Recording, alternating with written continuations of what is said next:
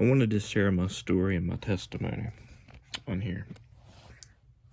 Well, it was 2019, actually September 2019 of September the 2nd.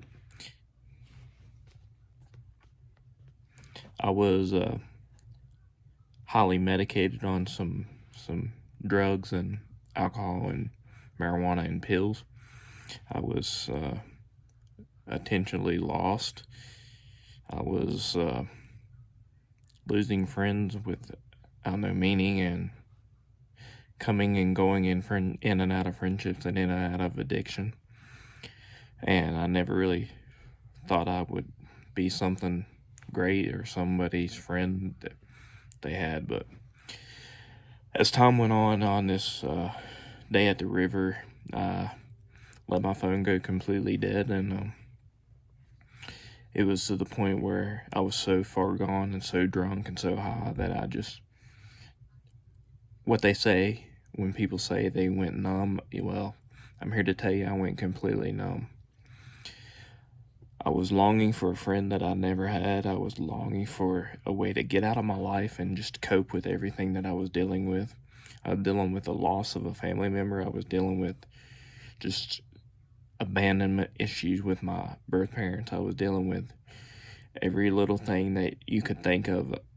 I blamed it and I used. So I was just lost. I was emotionally broken and physically broken. But on this night at the river, I had an epiphany with God. I sat there by the fire and I met some friends and different in and out of people I met. Well, that night, me hating everything that I was doing and me trying to get sober myself and just, never really working out and never really just, finding the true happiness was what I should say. But that night I sat by the fire and I stoned and drunk out of my mind. I sat there by the fire in a Red Wings blanket. If you know who the Red Wings are, they're a hockey team. I sat there and by the fire and I kept it going, throwing paper and cardboard and wood in it over and over and over again. And I sat there and I thought, man, if I could only get past this addiction, if I could only move forward to everything that I'm doing right now. And let me tell you, when they say you hit rock bottom, truly I hit rock bottom.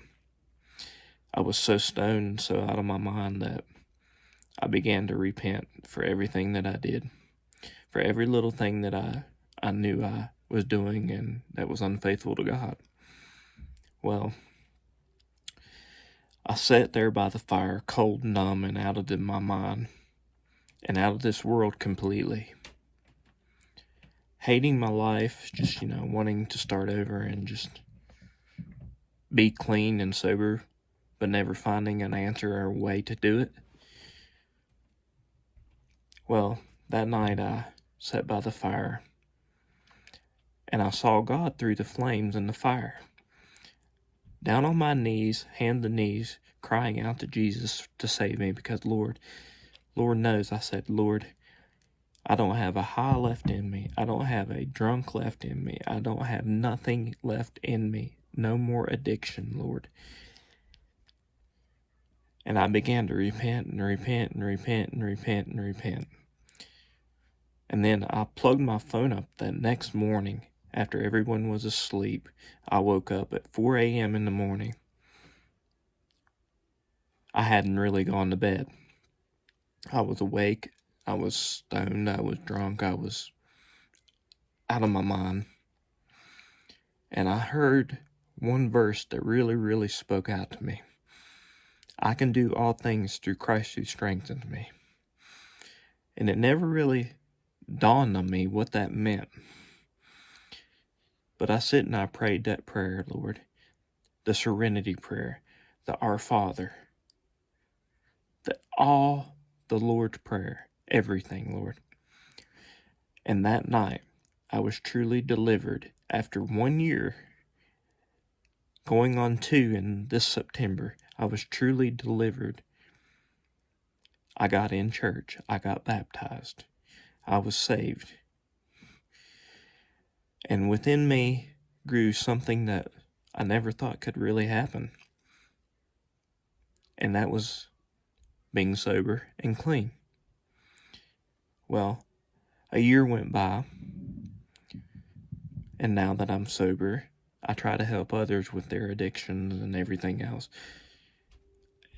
I met this one person through my addiction.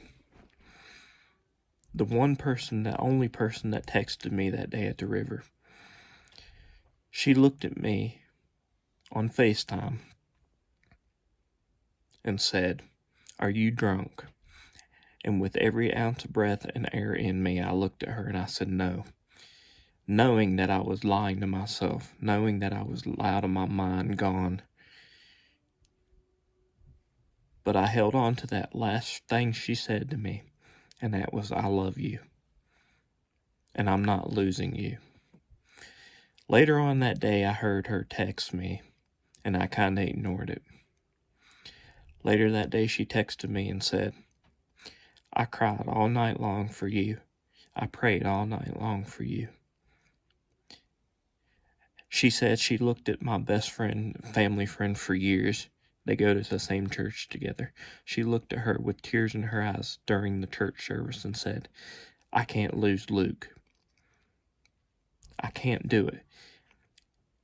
At that very moment, I felt God pull me up out of that pit of hell, that pit of misery, that pit of every despair, every addiction, every problem that I had. And when I got up, I'm going to tell you, it was gone. The addiction, the pain, the numbness, everything was gone.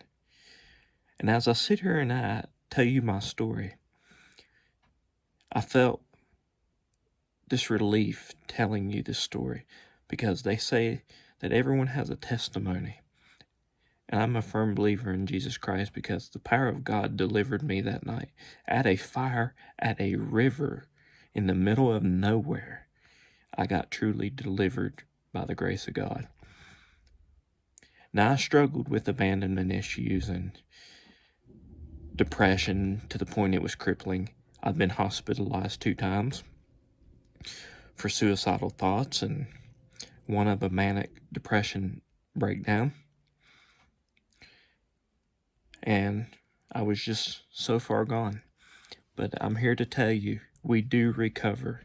If there's anyone out there that thinks that you can't find help, there's resources out there. Reach out to a friend, reach out to someone, because I'm here to tell you, Lord, and you guys, that we do recover. Thank you. This is my story.